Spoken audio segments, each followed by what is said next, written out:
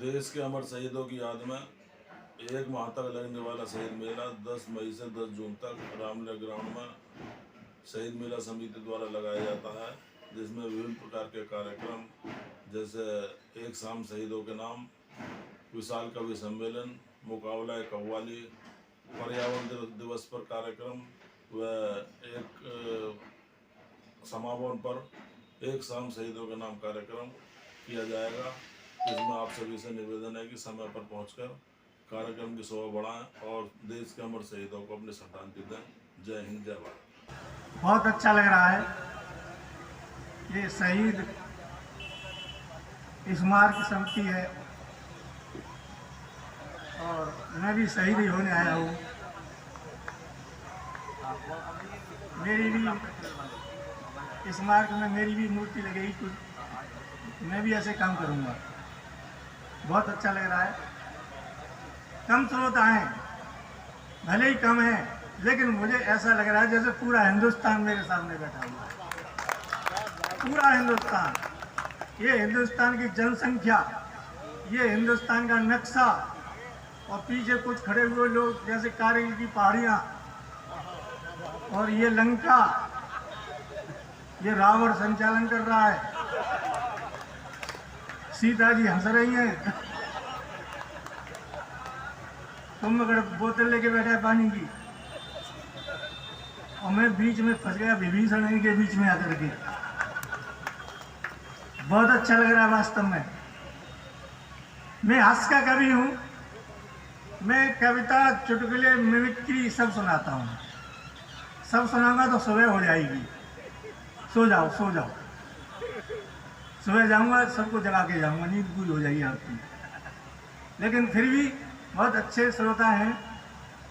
मैं 3 तरह के गीत गाता हूँ, सुर के, असुर के, ससुर के। एक गीत सुनाऊंगा।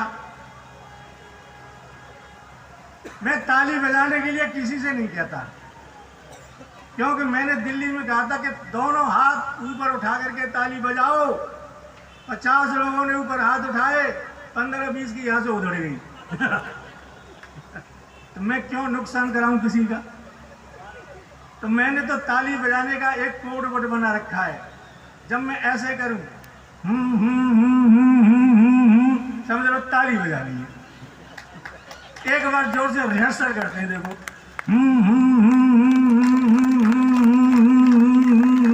Thank you, I love you. बहुत अच्छा। ये अनिल वाजपेयी वीरस के कवि, मैं हास्य का। मुझसे बोले तुम तो हंस के कवि हो सरवरत जी, जिंदगी में वीरस की कविता नहीं लिख सकते। जब इन्होंने चैलेंज किया तो दादा मैंने बैठे बैठे वीरस पर सिर्फ 1 लाइन की कविता बनाई है। कभी 6 छंद सुनाएगा, 8 छंद यहीं खड़ा रहेगा, जाएगा ही नहीं। वीरस की कविता सुनाएगा। कितनी लाइन की कविता सुना रहा है? 80 लाइन की। और मैंने 1 लाइन की कविता लिखी है। जितना काम 80 लाइन की कविता करती है, मेरी 1 लाइन करती है उतना काम। आप देखें, 1 लाइन की कविता इस देश में आज तक कोई कवि नहीं लिख पाया, और न लिख रहा है और न जिंदगी में लिख पाएगा। और लिख भी लेगा तो मेरा क्या करेगा। देखिए 1 लाइन की कविता देख लें आप कि ए चीन, ए पाकिस्तान, तुम कुछ भी कर लो, अंत में मरोगे।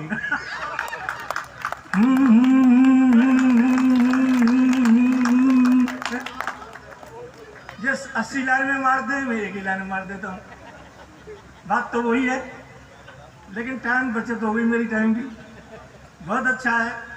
ये जो हिंदू, मुस्लिम, सिख, ईसाई, जिसने भी ये नारा बनाया है, ये गलत बनाया है। भाई साहब सच कहता हूँ, हिंदू, मुस्लिम, सिख, ईसाई आपस में सब भाई भाई, ये बिल्कुल गलत बना दिया है। क्योंकि आपस में सब भाई भाई, हिंदू हिंदू भाई भाई, मुसलमान मुसलमान भाई भाई, सिख सिख भाई भाई, आपस में एक दूसरे के नहीं हम। आपस में सब भाई भाई, एक दूसरे के भाई भाई होते तो अच्छा लगता। ये कभी सुधरेंगे नहीं, इसलिए। और रह से इन्हें राजनीति नहीं सुधरने देगी। राजनीति नहीं सुधरने देगी तो फिर इन्हें सुधारेगा कौन? 2 लाइन देख लें। हिंदू, मुस्लिम, सिख, ईसाई इनको सुधारें, इनकी लुगाई, केवल इनकी लुगाई में सुधार सकती हैं और कोई नहीं सुधार सकता। अच्छा, मैं बहुत अच्छा गाता हूँ, इतना अच्छा गाता हूँ। जब मैंने पहली बार मंच पर गीत गाया था तो मेरे स्वर को सुन के 18 गधे आत्महत्या करके वहीं मर गए थे कि तू इतना अच्छा क्यों गाता है। पहले तो मेरा स्वर देखें आप।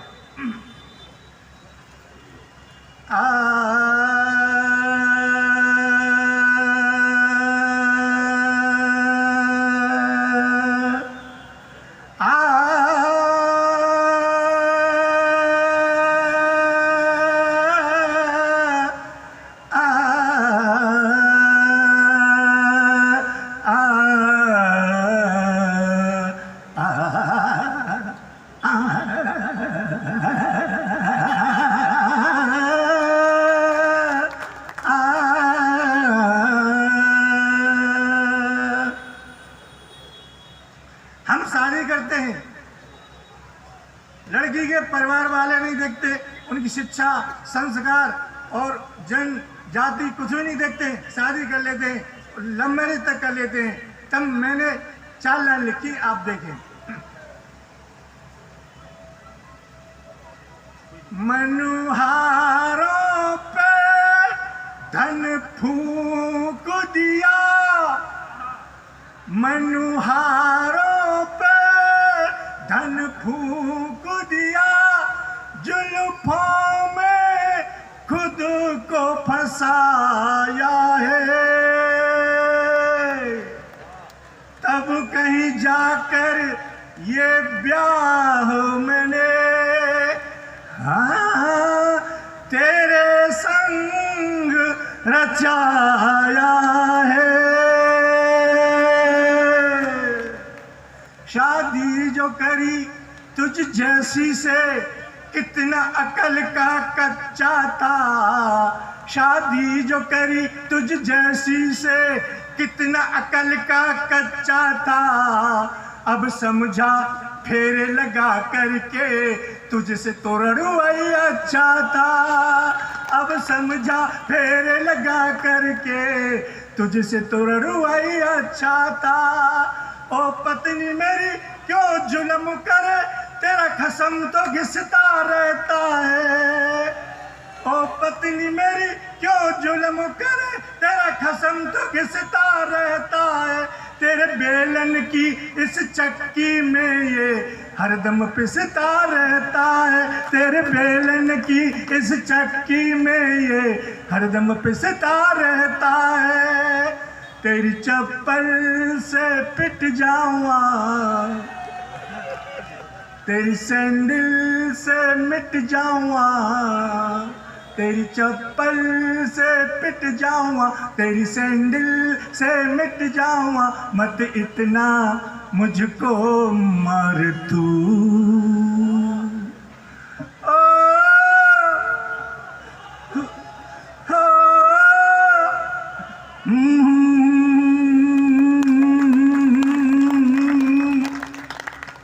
निज मित्रों को निज मन की व्यथा ये बंदा कभी बतला न सके।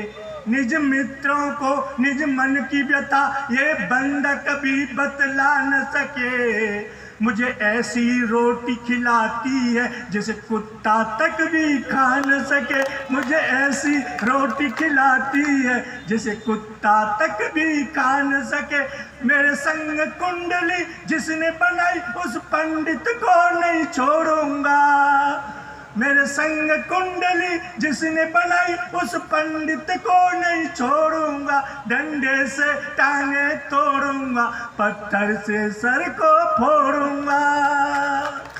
मेरा दम भी ये घुट जावा, मेरी सांसें भी टूट जावा।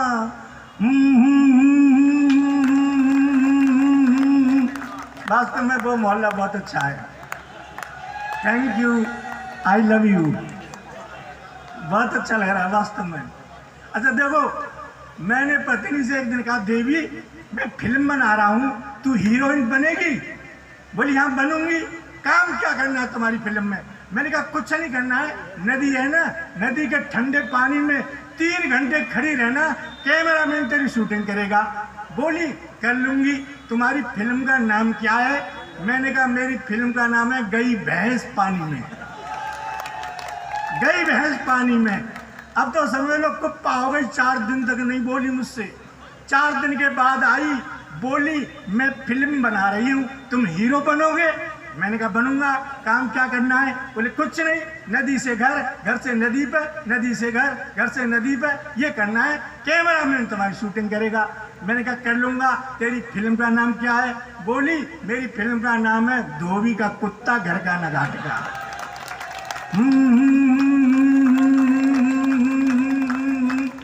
अच्छा, ये मुझसे बोले, पत्नी बोली कि वो बहन ये शुभम त्यागी कितनी अच्छी गजल लिखती है, तुम फालतू बातें करते हो, तुमने श्रृंगार की 4 लाइन मेरे लिए लिखी। दादा जब पत्नी ने चैलेंज किया तो हमने की सुन, तेरे लिए मैंने 4 लाइन का श्रृंगार का गीत लिखा है। बोली श्रृंगार का? मैंने कहा घोर श्रृंगार का। बोली अच्छा सुनाओ। अच्छा, मेरी पत्नी का रंग कैसा है? जैसे मैं कपड़े पहन रहा हूं, लव यू,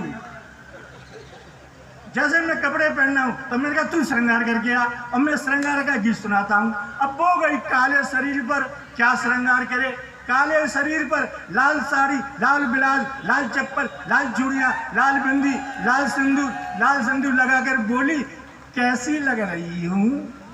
ओ मैंने देखा काले शरीर पर लाल ही लाल। मैंने कहा देवी तू ऐसी लग रही है जैसे कोयले की खान में आग लग गई है।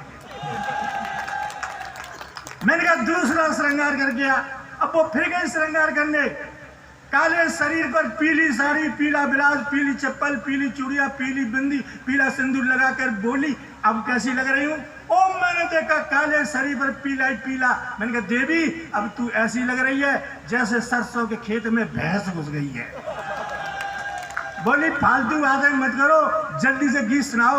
मैंने कहा सुन, महाकाली मैया सीतू, ये घोर श्रृंगार का है। इतना अच्छा तो वाल्मीकि तुलसीदास नहीं लिख पाई, और लिखेंगे कहां से? अब वो है ही नहीं है। क्यों? वो ऊपर चले गए सब। सूर मरे, तुलसी मरे, मर गई मीरा दीवानी, और कवि कुल में एक ही बचे वो सवर मुरसानी। सुन, महाकाली मैया सीतू, श्याकाली कढ़ैया सीतू, महाकाली मैया सीतू, श्याकाली कढ़ैया सीतू, बर्र सीतू, कतैया सीतू, मरखनी एक गैया सीतू। लेकिन मजबूरी में कहता, लेकिन मजबूरी में कहता, सोन चिरैया तू, I love you, I love you. लेकिन एक बात बताऊं दादा, पत्नी संसार में पति का कोई धन नहीं होता। अब वो भले ही मेरा काला धन सही, भले ही काला धन सही। अब नरेंद्र मोदी बोले 4-5 साल पहले, भाइयों काले धन को बदल ले जाओ। मैं अपनी लुआई को लेके पहुंच गया, बदलो मोदी जी, काले धन को बदलो। मोदी जी ने मेरी पत्नी को देखा और मुझसे बोले 50% लगेगा। मुझे हंसी आ गई 50% सुन करके। मोदी जी बोले क्यों हंस रहा है? मैंने कहा मोदी जी 50 साल की है, अब तो 25 साल की लेके जाऊंगा।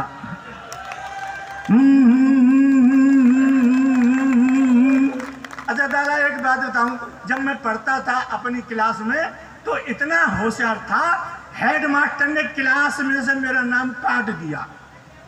तू इतना होशियार कैसे हो गया है? बचपन में मेरे पिताजी मुझे विद्यालय में जमा करने के लिए ले गए। हेडमास्टर से बोले इसे जमा कर लो। हेडमास्टर ने मेरी तरफ देखा, फिर मेरे पिताजी से पूछा अच्छा ये बताओ ये किसका बच्चा है? तो मेरे पिताजी बोले आपका ये। अब मुझे बड़ी शर्म लगी, मैं अपने बाप का, मास्टर से कह रहे आपका। और मैंने शर्म से नीचे को गर्दन कर ली।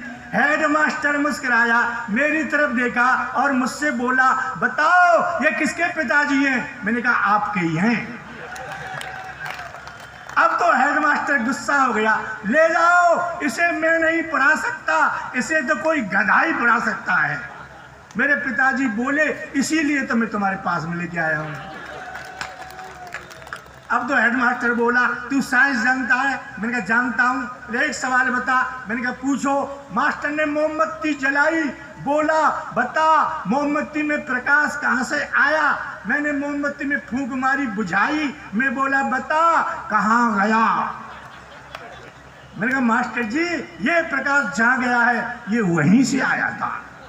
तो मास्टर कह रहा, तू गलत जवाब दे ले, मेरा भी नाम रतनलाल मास्टर नहीं, कल तेरी कॉपी पर 2 गोल गोल अंडे नहीं दी तो। तू इतिहास जानता है? मैंने कहा जानता हूं। बोले बता हिंदुस्तान की जनसंख्या क्यों बढ़ रही है? हिंदुस्तान की जनसंख्या क्यों बढ़ रही है? मैंने कहा मास्टर जी इसका तो तुम्हें ही पता होगा क्योंकि तुम ही शादीशुदा हो। हम तो भाई बच्चे हैं, हमें क्या पता, तुम मास्टर हो, तुम ही बता दो हिंदुस्तान की जनसंख्या क्यों बढ़ रही है। मास्टर बोला, सुन बेटा मैं बताऊं? मैंने कहा बताओ। कि सुन, इस हिंदुस्तान में 1 मिनट के अंदर एक महिला एक बच्चे को जन्म देती है, समझे?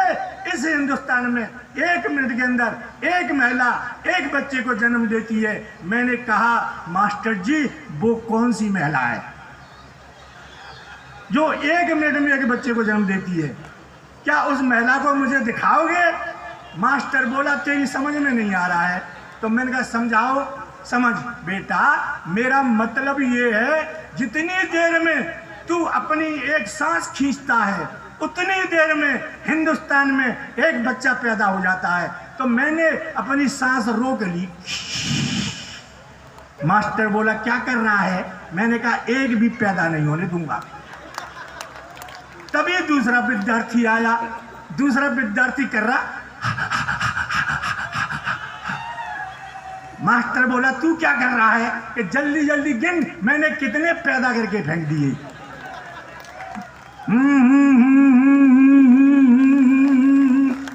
मास्टर बोला अच्छा ये बता, जब हम मक्का भूनते हैं तो कढ़ाई में से मक्का के दाने क्यों उछटते हैं?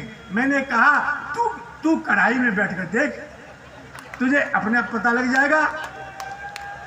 अब मास्टर बोला तू मुर्गा बन। मुझे मुर्गा बना दिया, एक डंडा मारा और बोला बता तू कौन है? मैंने कहा मैं हूं मुर्गा। बोले कौन? मैंने कहा मुर्गा।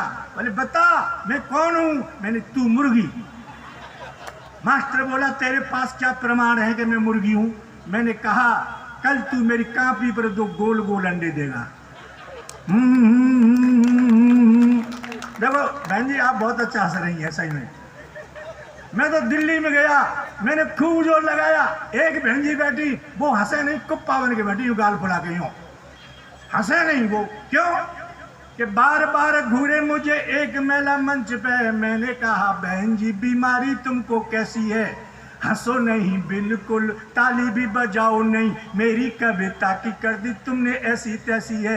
महिला बोली देख तुझे गुस्सा बहुत तो आ रहा है, पर क्या करूं मेरी तकदीर ऐसी है। मन करता है 2-4 हाथ धर दूं, क्योंकि तेरी ये सूरत बिल्कुल मेरी सास जैसी है।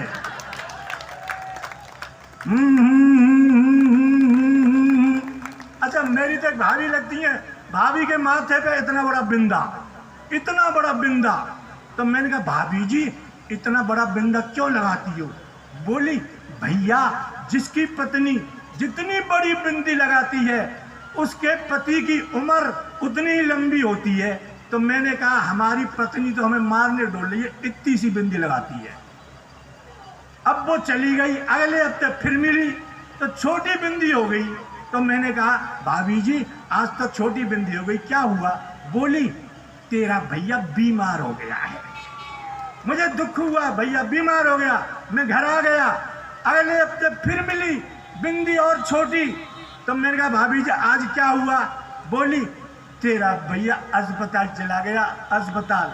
मेरी आंखों में आंसू आ गए, मैं घर आ गया, अगले हफ्ते फिर मिली इतनी छोटी बिंदी जैसे पेन से किसी ने पॉइंट लगा दिया। मैंने कहा भाभी जी क्या हुआ? तेरा भैया इमरजेंसी भर्ती हो गया है। मैं खूब रोया, भैया इमरजेंसी में चला गया। अगले हफ्ते फिर मिली, इतना बड़ा बिंदा। मैंने कहा भाभी जी क्या हुआ? बोली मैंने तो दूसरी शादी कर लिया है। अच्छा दादा एक बात बताऊं, मेरा एक साला है हकला साला मेरे घर आया, एक शब्द को 5 मिनट में बोलता है, और मुझे देखा तो मुझे देखते ही बोला कि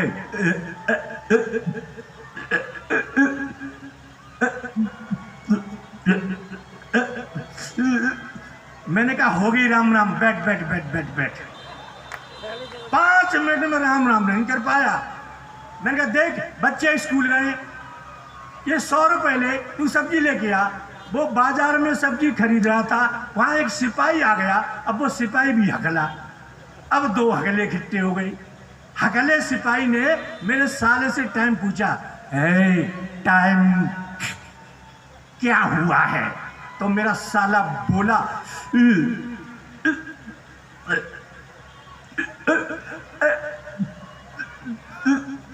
पता नहीं है। मेरा साला बोला, सिपाही बोला नकल कर रहा है, मेरी नकल कर रहा है। मेरा साला बोला तू ही कर रहा है। सिपाही बोला थाने चल। अब मेरे साले को सिपाही थाने में ले गया। दरोगा से सिपाही बोला दरोगा जी नकल कर रहा है मेरी। मेरा साला बोला कर रहा है। दरोगा को आया गुस्सा, दरोगा ने डंडा उठाया और दरोगा बोला दोनों अंदर चलो, शाम को लौट के आया। मैंने पूछा सच बता तू कहाँ जा रहा है? तो बोला इंटरव्यू देने जा रहा हूँ। मैंने कहाँ? रेलवे में। मैंने कहा रेलवे में किसका इंटरव्यू देगा? बोला अनाउंसमेंट करूंगा। मैंने कहा हकले तू अनाउंसमेंट करेगा रेलवे में? बोला हाँ। मैंने कहा हकले तू? बोला हाँ। मैंने कहा एक वाक्य बोल के दिखा दे और मैं तुझे यहीं पास कर दूंगा। बोला पूछ। मैंने कहा बोल। पवन एक्सप्रेस प्लेटफार्म नंबर 1 पर आ रही है, तू बोल के दिखा दे और पास। तो वो कह रहा